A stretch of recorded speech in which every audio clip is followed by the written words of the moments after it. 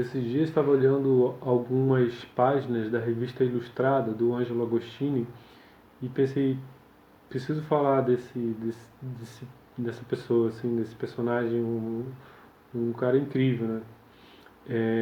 O Ângelo Agostini foi um ítalo-brasileiro, ele nasceu na Itália em 1873 e morreu no Rio de Janeiro em 1910. Ele foi um artista gráfico e também um escritor, e ele ficou muito conhecido por ser editor dessa revista Ilustrada. Mas eu vou falar um pouquinho das coisas que ele fez antes. Ele veio para cá, para o Brasil, né? Mas passou a sua infância e adolescência em Paris. E chegou aqui com a sua mãe, era uma artista, né? Uma cantora lírica, era Raquel Agostini. E ele deu a sua a sua carreira se deu com a publicação chamada Diabo Coxo. Primeira publicação, já é um nome maravilhoso, né? É o primeiro jornal que ele fundou em São Paulo. Nessa época, ele veio para São Paulo e colaborava, por exemplo, para esse jornal, o Luiz Gama, né, o abolicionista. Então, já mostrava mais ou menos o caminho que o Ângelo Agostini fazia, que era esse caminho a princípio, assim, né, da contestação. Ele era abolicionista, né, também, e os periódicos dele tinham uma repercussão, né. Esse, infelizmente, acabou, né, foi fechado em 1865, depois ele abriu um outro também muito importante, que foi o Cambrião, em 1866, mas a sede do Cambrião chegou a ser depredada uma certa vez porque o Ângelo Agostini fazia caricaturas e criticava muito a elite escravocrata paulista. E então por isso a sede do Cambrião chegou a ser depredada, né? E depois então ele se mudou até que o Cambrião ele faliu, né? Ele se mudou então para o Rio de Janeiro, onde aqui acontecia uma vida conturbada, assim, muito mais próximo da corte, né? E ele podia criticar muito mais com minúcias e sempre no pé do Dom Pedro, da corte, tudo que acontecia por aqui, né? E essas suas representações satíricas ficaram muito conhecidas com publicações como A Vida Fluminense, e ele também publicou As Aventuras de Inhoquim ou As Impressões de uma Viagem à Corte, que é considerada uma das primeiras histórias em quadrinhos brasileira. Então, e ele mesmo publicava, ele era o editor, né? E até que ele começa a fazer a tal da revista Ilustrada, né, que eu falei no começo, que começa em 1º de janeiro de 1876, que foi um marco editorial na época, né? Ele tinha essa expertise, ele sabia fazer os jornais, e esses jornais tinham 8 páginas e tinham uma capa incrível com os desenhos dele, uns desenhos muito meticulosos e bonitos, assim, né? E ao mesmo tempo são caricaturas, né? Ferinas. Tinha também uma ilustração central, né?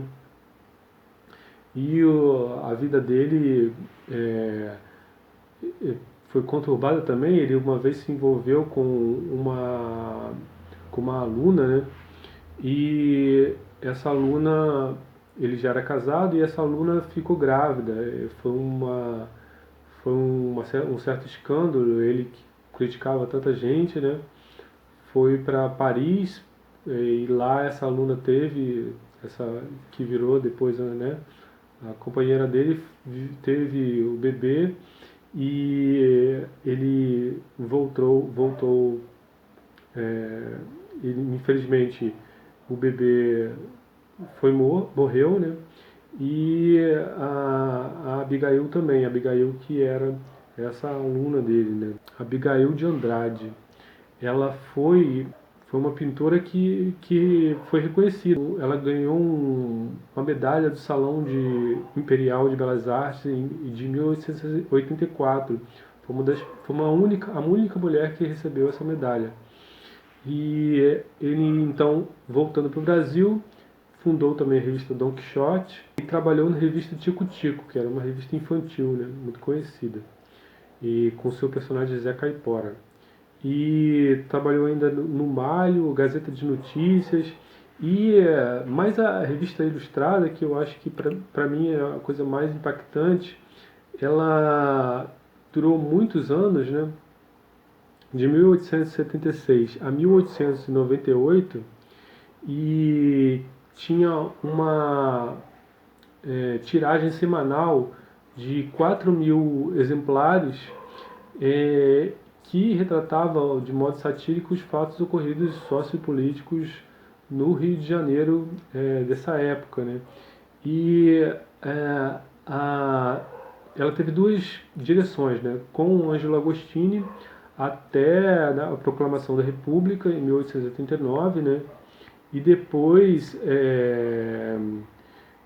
quando ele saiu do Brasil, né? Aquele episódio onde ele foge, né? Com o amante dele, e depois com o Pereira Neto, que foi esse outro editor, né? E a, a postura do Agostini como oposição sempre, né?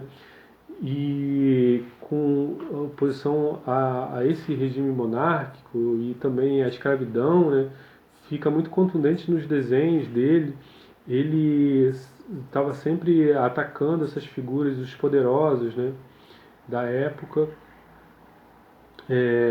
Quando teve a Lei Áurea, ele dedicou um número à celebração desse momento, né?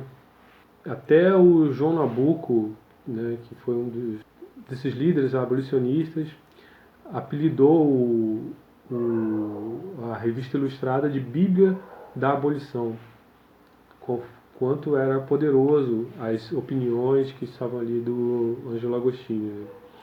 E com a República e o fim da escravidão, então, a realidade do país mudou muito, né? E o conteúdo crítico também, com a saída do Ângelo Agostini, foi aos poucos se modificando, né?